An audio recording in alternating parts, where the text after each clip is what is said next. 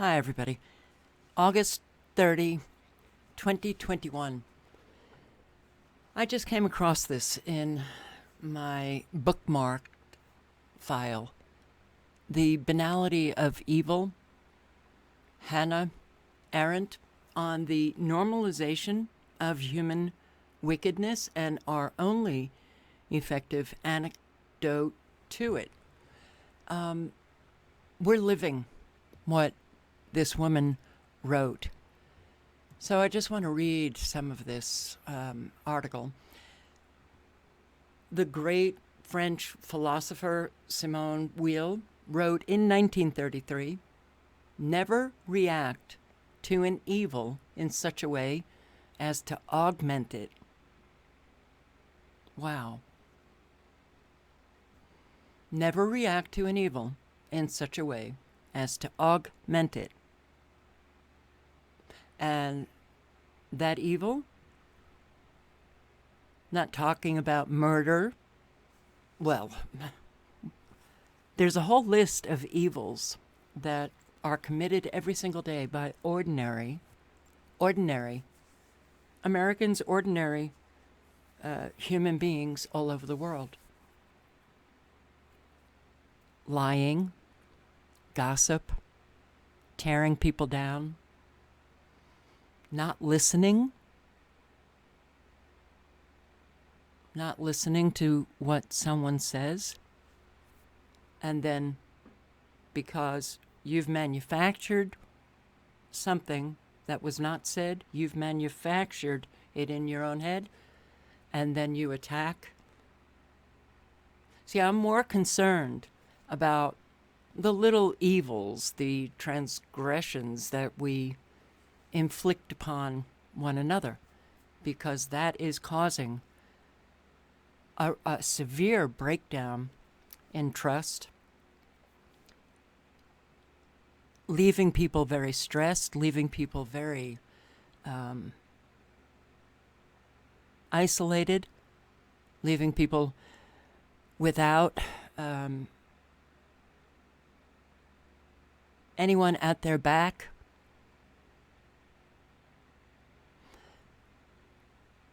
So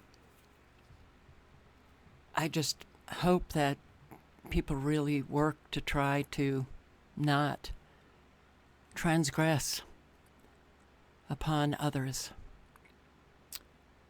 A core cause of this perplexity lies in the fact that while acts of evil can mushroom into monumental tragedies, the individual human perpetrators of those acts are often marked not with the grandiosity of the demonic, but with absolute mundanity,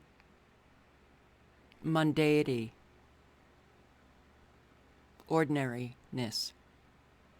Hannah Arendt.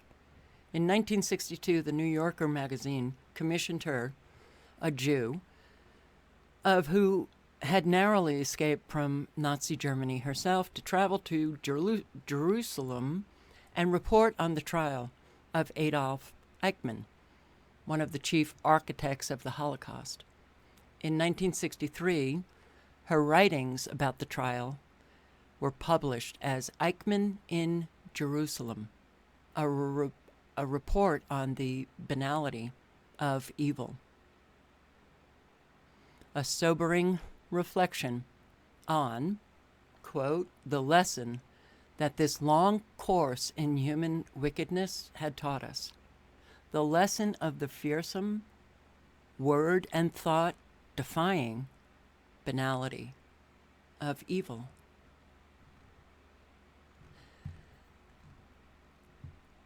We had some brilliant thinkers not too long ago,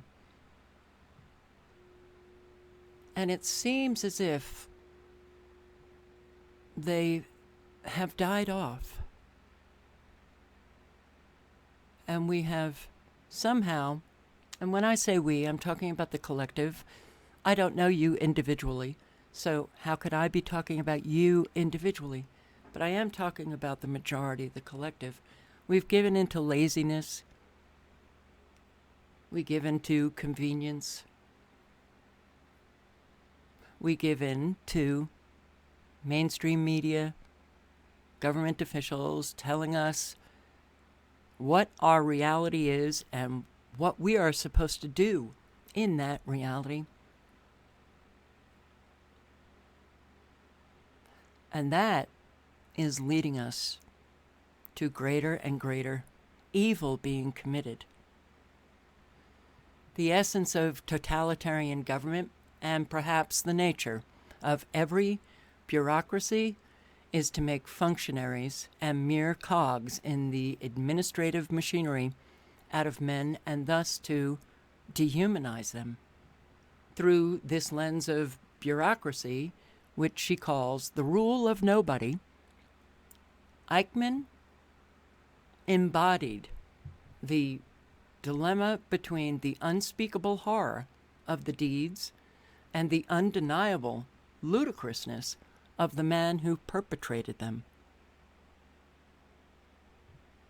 He was a cog in the evil bureaucratic machinery. Arendt took great care to differentiate between the banal and the commonplace. And in a letter to a friend, she wrote, "It is indeed my opinion now that evil is never radical, that it is only extreme, and that it possesses neither depth nor any demonic dimension. It can overgrow and lay waste the whole world precisely because it spreads like a fungus on the surface. It is thought-defying, as I have said, because thought tries to reach some depth, to go to the roots. And the moment it concerns itself with evil, it is frustrated because there is nothing. That is its banality. Only the good has depth that can be radical." What she means by that is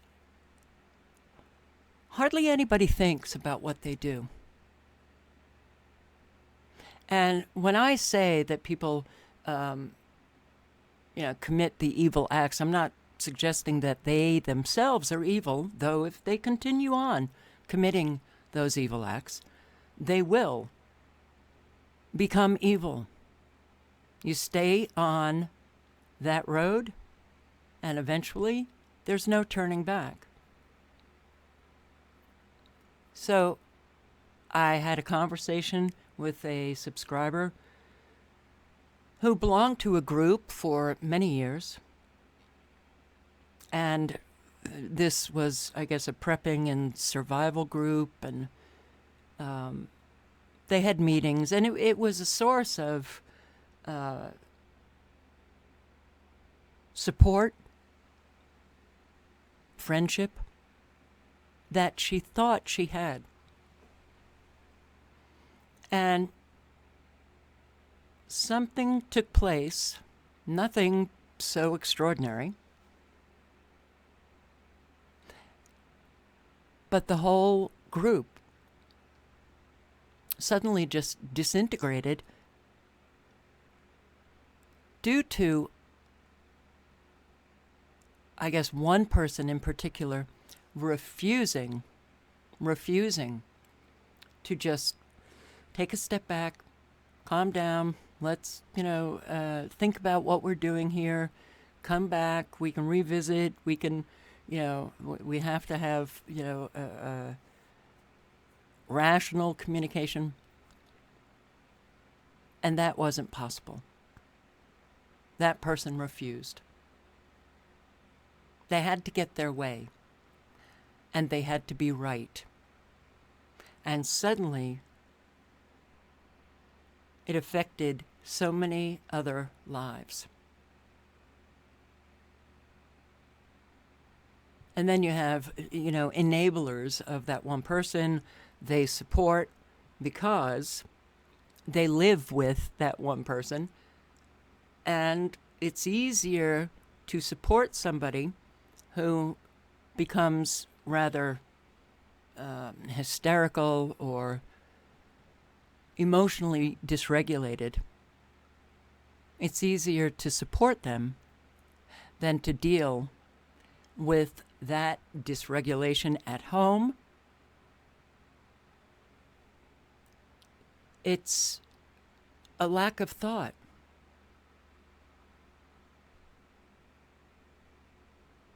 I'm dealing with something right now which I will call evil. There's no thinking in what is taking place. It's just emotions that carry the day. And from that point on, it's lying, it's scapegoating, it's gaslighting, it's doing everything to defend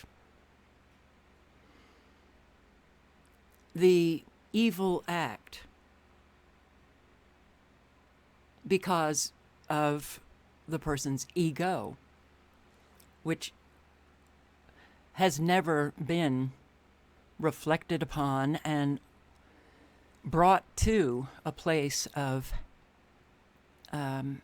just a healthy level where you're not flinging it about and hurting other people.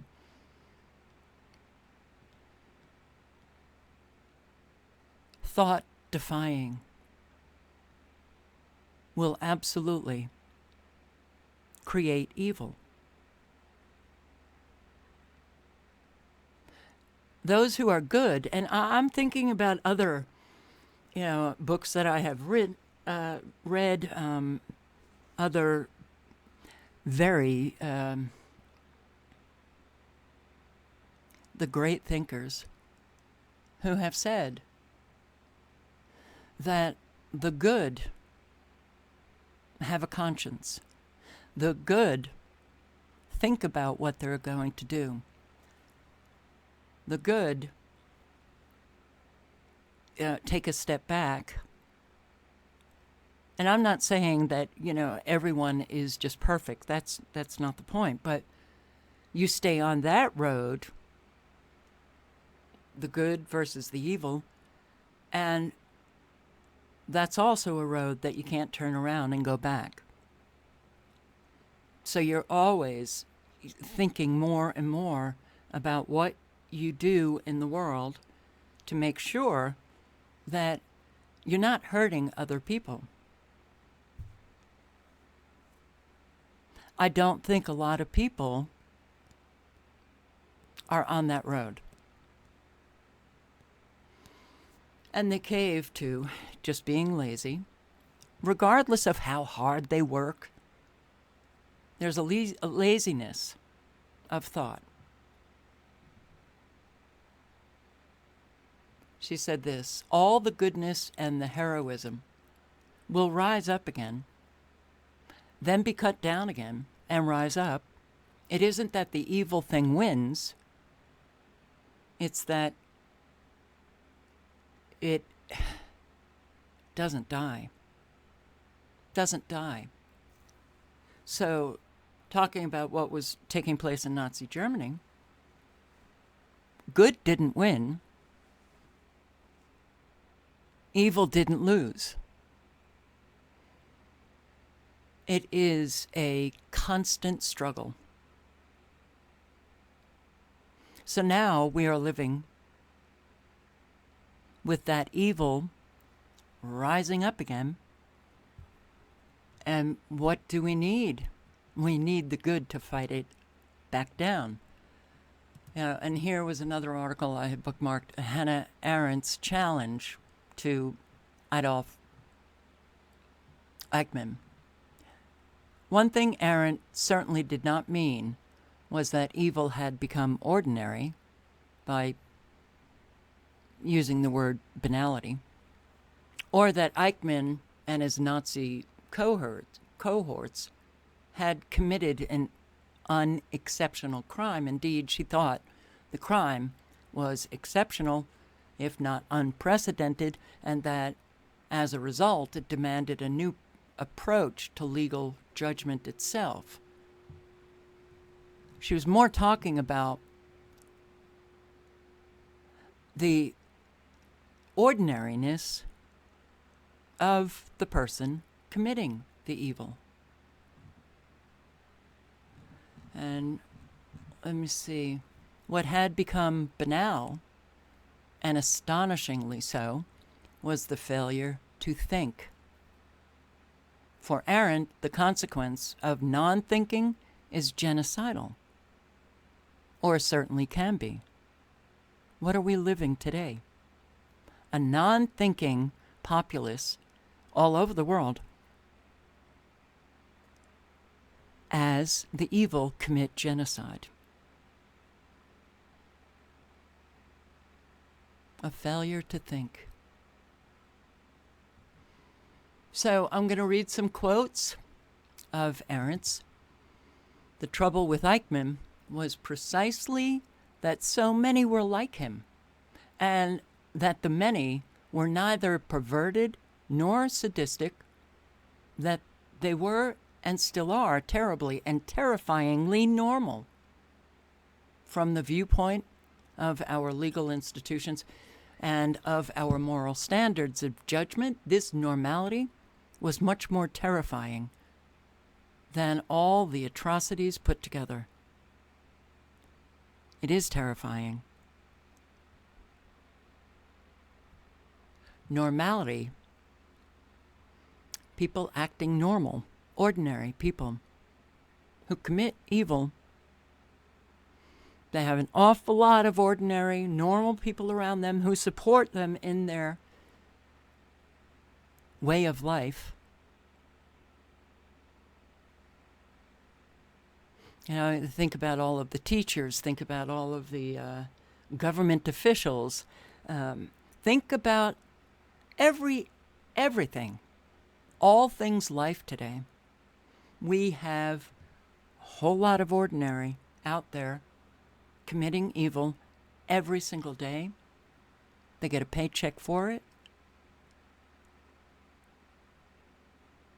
And they don't think. They just don't think. But to be surrounded by all of these so-called good people, when they're not, it is terrifying. It's easy to see evil when it's obvious.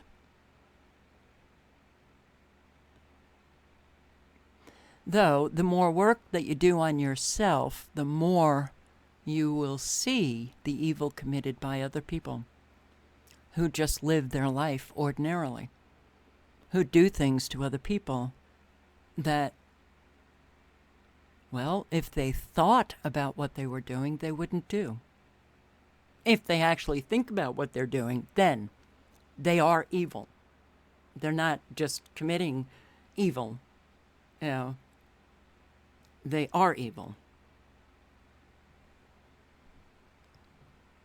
And a whole lot of people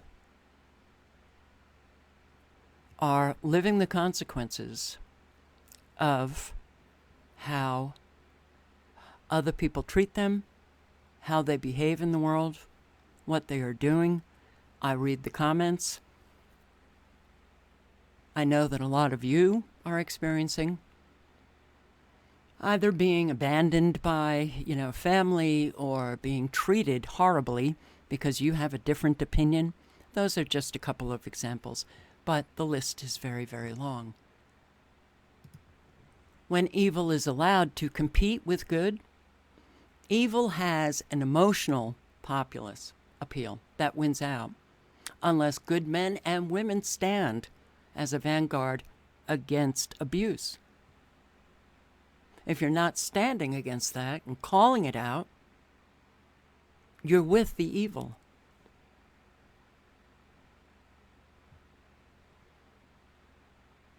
Perhaps the emotional side of that is that you're too scared to speak out. You're afraid to be abandoned, afraid of being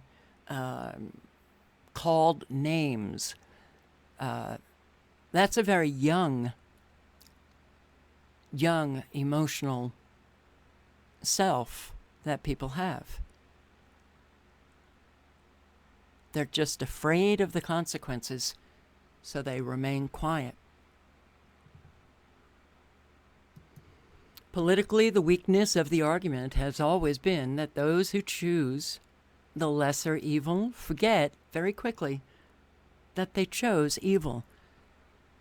That could be written for Americans. I voted for the lesser of two evil.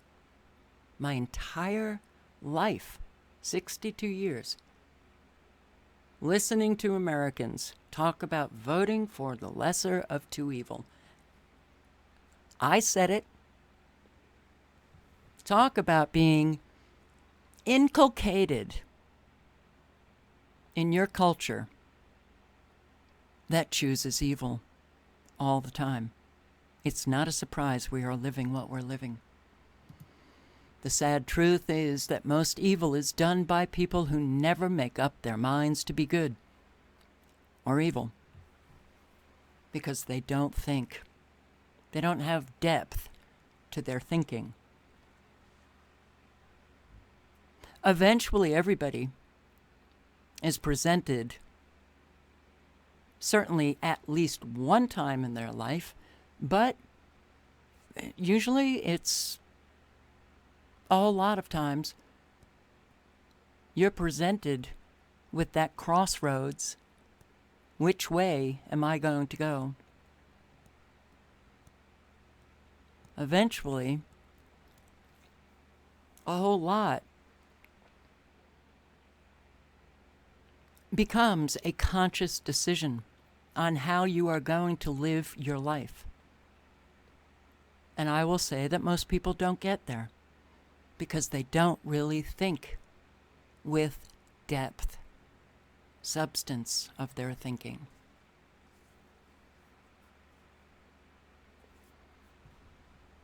So if they don't make up their mind, they don't actually know what they're doing in life. They're just kind of going day by day, routine, habit. This is what I do. But unfortunately, those who have not made those conscious decisions about your principles, about what you believe, about whether or not you are actually going to be a good person, you're very easily swayed to commit evil. You're very easily manipulated because you don't have any firm ground where you stand. There's no solid foundation. The aim of totalitarian education has never been to instill convictions, but to destroy the capacity to form any. Wow. What is going on with our public education, private education, university, college, K through 12? Right there. They don't want students to form any kind of conviction based on their own individual thought, for sure, because they want to mold them into excitable individuals that will go along with the mob. And we're in trouble because of that. You know, my generation is dying out, the baby boomers. But the young, what's happening is it's a tragedy beyond belief. But the adults have allowed that to happen.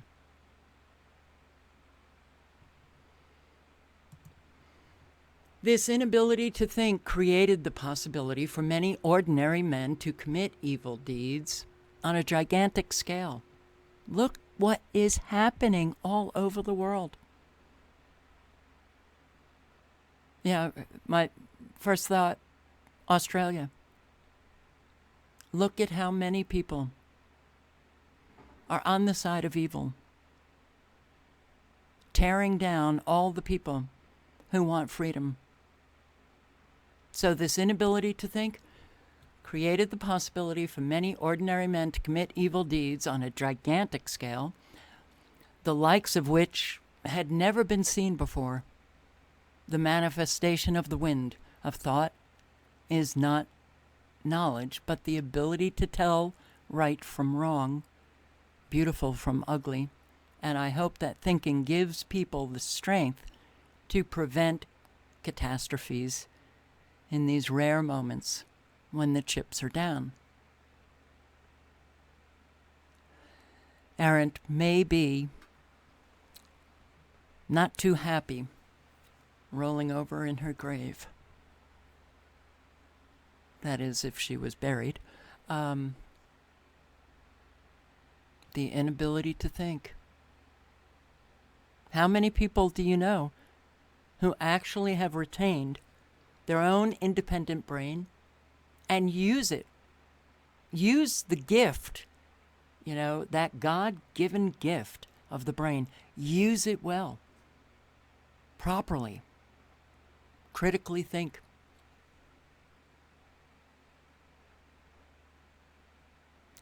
Those are the people who don't commit evil. Because in that critical thinking comes a conscience, and the deeper the thought, certainly of oneself, brings about change and brings about genuine care and compassion. It brings about goodness.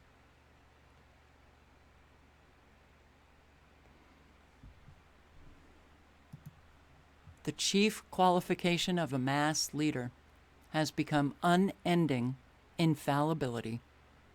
He can never admit an error. Look at our leaders. Do they ever admit an error? No. That's gone now. But ordinary Americans never. It's so rare to find somebody that can actually admit they did something wrong, because they're undeveloped souls that can't face their own failings. A lot of that comes from childhood, the trauma of childhood, the being shamed, being criticized, being whatever, but they never resolve those issues, so they become adults doing the same thing to people that their parents did to them. But look at Pelosi, who unmasked goes to get her hair done, and she actually blames the salon and wants an apology from them. Look at Biden. Look at Kamala Harris. Look at all of them. It's such a,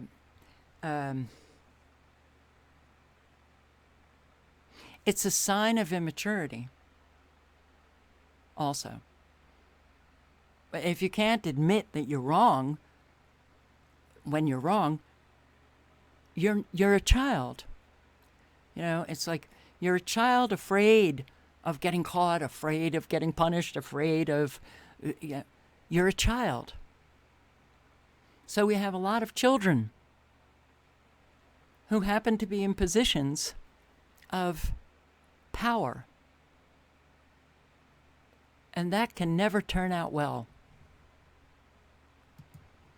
There is a strange interdependence between thoughtlessness and evil, of course. Of course. That's clear. I don't think I need to elaborate. One must think with the body and the soul, or not think at all. Yes, because that's what deep thought is.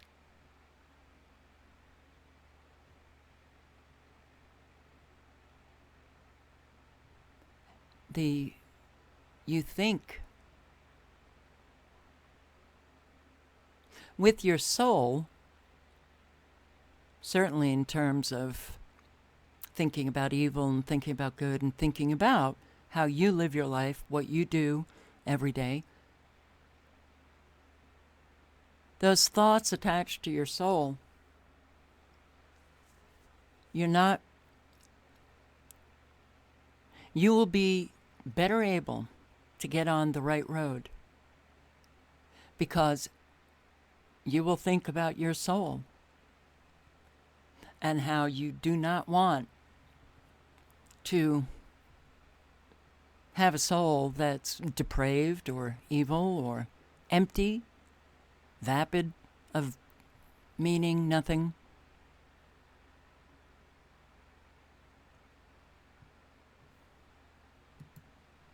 The ideal subject of totalitarian rule is not the convinced Nazi or the dedicated communist, but people for whom the distinction between fact and fiction, true and false, no longer exists.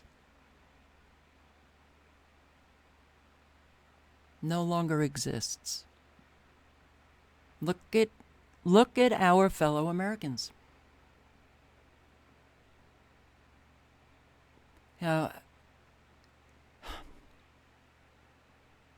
It's not that a whole lot of Americans, and look, this is just a thought because I don't know all Americans, but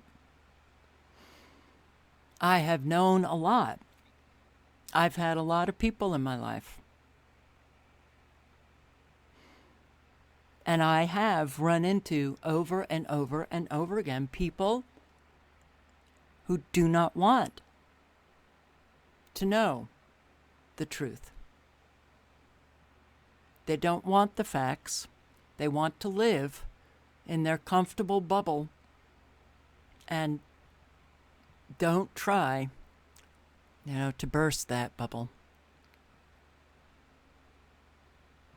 That's what totalitarians want. They want people who gave up on truth and don't care about facts, who live in this made-up, fabricated fiction, who live the so-called reality that's created for them, which is a fiction, and will squeeze out all of the people who try to tell them that this reality you're living is fabricated. It's not real. It's not reality. And they will, just slice them at their knees. We are now right where Germany was.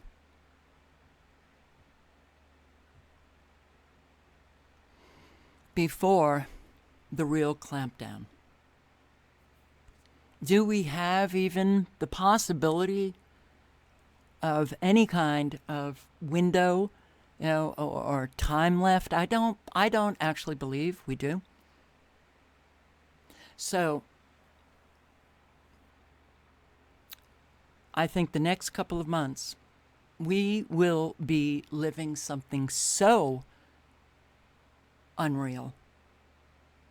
Now, I was talking to a subscriber who has been, a subscriber from the start, 12 years.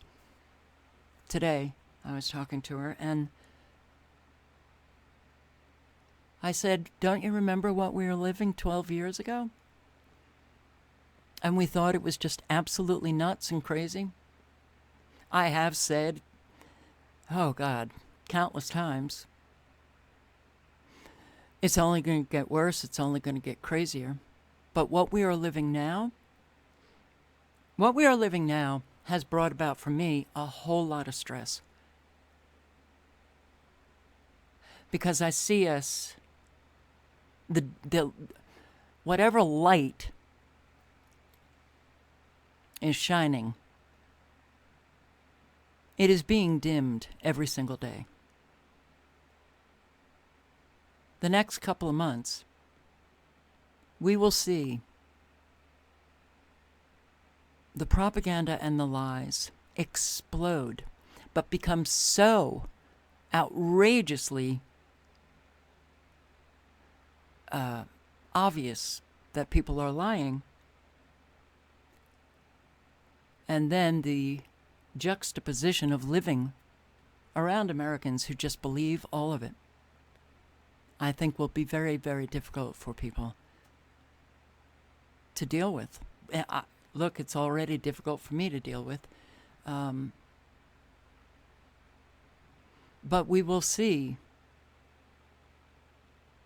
atrocities. We will see so much destruction.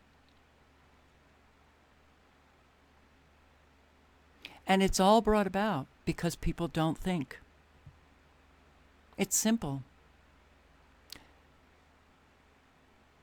All of what we're living, you can put under the umbrella of the lie. And because people don't want the truth and prefer to just live comfortably and lazily, regardless that they get up every morning and, work hard, they're still lazy. All of that is just routine. It's seeking the truth is very demanding. So they will allow all of the evil that we are about to witness. And frankly, I never ever thought that it would be difficult for me. I'm kind of hardwired for evil. I grew up with it. Hardwired, to all my life, adult life. I've been a news junkie. I've seen an awful lot. I never thought that I would get to a point where I wish I could turn it off. I can't, though, because you can't turn around when you get too far down on whatever road you have chosen. So, evil thrives on apathy and cannot exist without it. We have the disease of apathy that has metastasized. It's malignant. It's killing us. I sure wish there was a way that I could heal it, but it's up to every individual to do that. So anyway, I hope you're all safe and prepared for what is to come. The links are below.